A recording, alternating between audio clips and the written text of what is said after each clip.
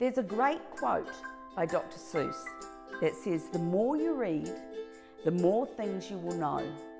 The more you learn, the more places you'll go."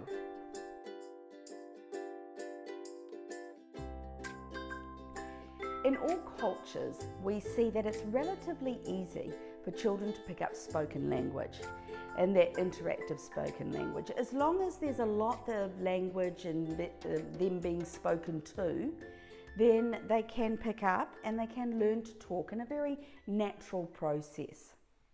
However, reading is not always naturally learnt. If it was just picked up naturally, then we wouldn't have the sadness of so much adult illiteracy. Reading involves the patterning of complex intellectual behaviour, employing a range of visual, auditory and cognitive skills. So the first step to reading is learning about books and all the words that are in them, and that books can be fun, they can be amusing, they can be comforting, they can be full of excitement, they can be a bit scary sometimes, but they're full of information. So reading and being read to is like unlocking the door of learning. It provides access to knowledge. I feel so sad sometimes when I hear of adult illiteracy, that they cannot read, because it means they're stuck, and nobody wants to be stuck. We want that door of knowledge to be open to everyone. So as teachers, we guide our children, especially in the areas and the communities that I work in. We make sure that we guide our teachers to have frequent storytelling sessions so that children experience 5 a day.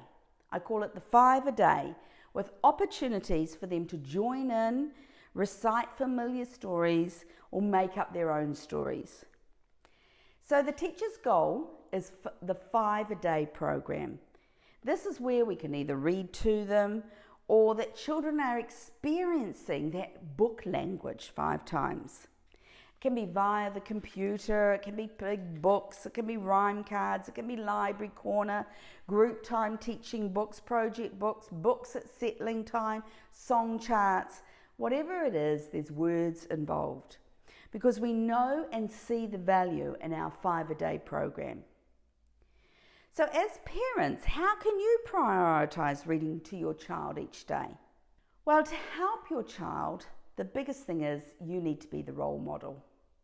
Let your child see you reading often. Reading real stuff, not just off your tablet or your phone or your computer. Read newspapers, books, magazines, whatever, street signage. It helps your child see that reading is important in your family.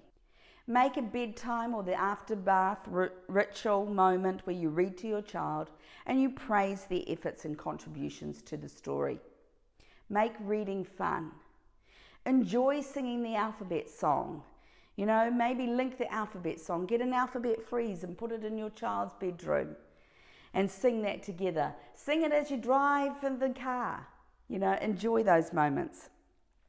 So a few children learn to read what is apparently effortlessly through plenty of books with adults, but that's very, very rare. That's the rare exception. Reading's actually a very complex skill, and we should never ever assume that children will just pick up the skills of learning to read.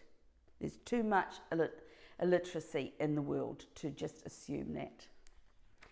So most children need a great deal of structured teaching around the skills required to read. The first step is the child needs an awareness of print itself. So to many children, print is invisible. It's so meaningless. To them, they don't even notice it. To others, it's some mysterious squiggly line that you might find on the patterns of wallpaper. There's just nothing there. But children need to learn that print is significant. So let me explain about providing a print-rich environment for children.